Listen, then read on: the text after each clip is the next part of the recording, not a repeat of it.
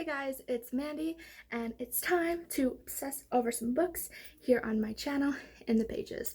Let's get started. So today I'm going to talk about some recent reads. I have 12 on here. I know that's a lot, but this is my first recent reads, so I wanted to include books that I read the past month or month and a half ago. So I've read a lot. I've shocked myself on how much I've read. I've just kind of been in this reading frenzy lately, which is just crazy. So I'm not going to go into too much detail about all these books because I don't want to be a really long video. And I am going to do this from my least favorite recent reads to my favorite recent reads. And it's funny because all these books, besides one, are standalones, so it shouldn't be too hard to talk about them. Anyway, let's get going. All right, so my least favorite recently read book is Verity by Elizabeth Wien. I don't know how to pronounce that, and I'm sorry. Codename Verity was so hard for me to get through. It just felt like someone was constantly talking to me, like a chatterbox, and they just kept going and going and going and giving out details that I didn't feel like were relevant. And this took me like 3.5 days to get through because I would stop and start reading something else, which I never do. But of course I can never DNF books, so yeah. Next book that I'm going to talk about is the Boneless Mercies. I'm sorry, I didn't know if it was just Boneless Mercies. And this is by April Genevieve something. I'm not going to try and pronounce that because I don't want to butcher it. This book I bought because it had a kind of Scandinavian myth retelling to it, and I never read anything like that. But reading this, it explained to myself why I never read anything like these, because this was terrible. And I gave this a 1 star on Goodreads. Oh, and I forgot to mention Codename Verity I gave 2 stars. Like, those are really low. Did not enjoy this one at all. All right, third book on my list is one that had a lot of mixed reviews. Either you loved it or you hated it, from what I was hearing. And I really wanted to love it, but again, I think it's the whole fairy element that I just don't enjoy, because I don't. And I do try to read fairy books, but I just can't seem to like much of anything. And that is An Enchantment of Ravens by, what's her name? Margaret Rogerson. That's a lot of R's for me. This one, not much to say. I don't remember much about it, even though I only read it a month ago. I didn't retain anything, and it was just bleh. So, not my thing. And I gave this one a 2 stars. 2 stars on Goodreads. Next one I've read this month is The Geography of Lost Things by Jessica Brody. This book wasn't bad. This is a contemporary, and I gave it 3 stars on Goodreads. It's just, the reason I don't think I liked it that much is because I felt like I had read this book before over and over and over again in the contemporary genre. It's just about this road trip, and I feel like I've just read that so many times, and I've read the kind of relationship that exists in here over and over and over in contemporary, and I just feel like it wasn't something new or different. But I didn't like hate it. I just don't know if I'll ever read it again. So I gave this one 3 stars. Next one I read, I don't have it physically with me because it was a Kindle book. I actually got it for cheap, and that's why I bought it as Kindle and not a paperback, but I will put it right here. That is The Paper Princess by, I don't know her name. I think her name is Erin Watts. I will look that up later and tell you guys. I gave this one a 3 stars. It was a contemporary, but I just thought it would have more depth, and it didn't. It was very fluffy, I guess you could say. Not shallow, but like, it was a book, again, that I feel like I've read 1,000 times. It was just not that interesting to me. So that's why I got a 3 stars. All right. And the next book I have is actually a contemporary adult, and that is One Day in December by Josie Silver. I gave this book 3.5 on Goodreads, just because actually I don't remember much about this book, and I didn't read it that long ago, but it wasn't bad. It was good. It was good adult contemporary romance. I guess I didn't feel much connection with the characters. This takes place in England, and the characters start off my age. I'm 24, but the characters start out 22, and this spans 10 years. And I liked it, but I don't know if I would ever read it again. It's one of those contemporaries where it was good, but it wasn't one of my favorites. The next book I read is another adult contemporary. It's Where the Crawdads Sing. Crawdads Sing. I don't know why I can't say that. By Delia Owens. This one I bought purely off of a recommendation on a YouTuber's blog, not knowing much about it, just knowing that it was about this girl who has lived in isolation for a long time, and then she finally wants to find love and connect with people. And going into this book, I didn't know it was set in it's like the 1969. It's set in 1969, and I had no idea going into that it was set then, because I actually never read the synopsis.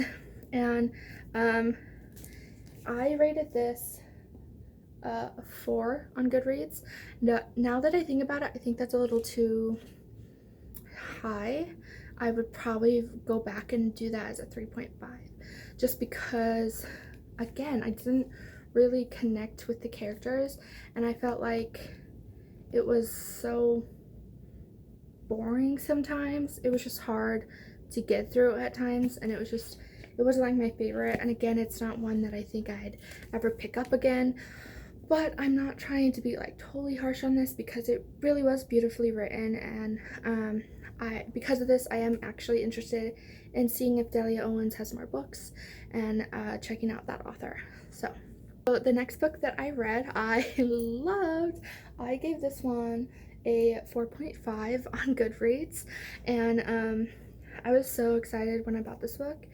And it didn't disappoint me, and that is Lovely War by Julie Berry, I'm sorry. Oh my gosh, you guys, this book was so lovely.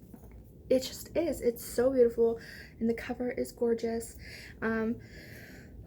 Reading this book was very emotional, and I think I read this book in like 2.5 hours. It was so good.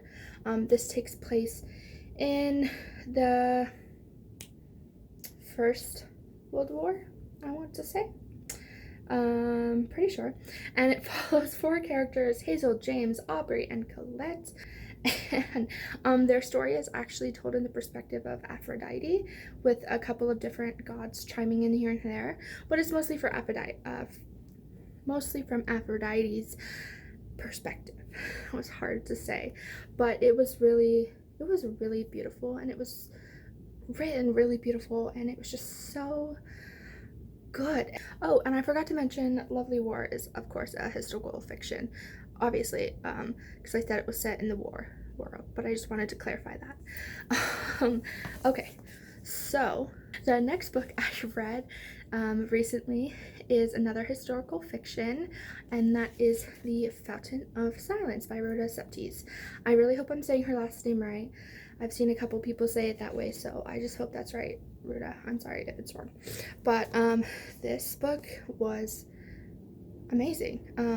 I gave this one a 4.5 on Goodreads, and I think the reason I didn't give it a 5 was because I didn't like how the third act happened, like the things in the third act, and then like reading the very final, and you realize like, wow, I'm not gonna spoil it, but like, if you have read this and you know what I'm saying, then you know. But I really didn't have that much like problems with this book. It was really good. This is set in Madrid in 1957, about the Spanish Civil War. I cannot say that word, and this is part of history that I have no idea existed. I was never taught about it in school, and so like going into this, I felt like I was there in Madrid, and it felt so authentic, and I learned so much that I would have never learned otherwise. And it's just a beautiful book, and Ruta Sepetys is quickly becoming one of my favorite authors. Next on my list is a recent read that I found really funny and I really enjoyed, and that is My Lady Jane, and this has 3 authors. I don't remember them all by memory, so I'm gonna go look right now and tell you. Cynthia Hand, Brody Ashton, and Jodi Meadows. Now, I have read books from all 3 of these authors individually, and I really do enjoy them, but when they put their minds together and write one book, it's just amazing. This was so funny. This is about Lady Jane Grey, who in history was crowned Queen of England for 9 days, and then she was beheaded. And this is like, this twists it all around. This has like magic realism in it. It's a historical play on Lady Jane Grey. It's so funny, and I really thoroughly enjoyed this. There is 2 more books after this. Is there a 4th? I don't remember. Leave a comment below if you know, but I'm excited to continue on reading the series because it was delightful. Okay, second to last, I thoroughly enjoyed this series, and that is the Truly Devious series. Oh, I had them wrong in order. Truly Devious series by Maureen Johnson. Besides these gorgeous freaking covers, these books were so fun, so delightful. I absolutely love these books, and I just found out that she's making a 4th one called The Box in the Woods, which takes place in a different setting. Same characters, just different location, but it's only coming out in April of 2021. That's basically a year, so yeah, great. I'm gonna have to wait a year. If you guys don't know what these are about, this is about Stevie Bell, who goes to this famous boarding school? No, maybe it is an academy. Yeah, Ellingham Academy. Why did I not think that? Okay, she goes to a academy that's really famous for this murder / disappearance of the founder's daughter and wife, and she goes there basically to figure out this mystery. And these books were just so delightful, so fun. I just had to get the 3rd one, even though it is hardback.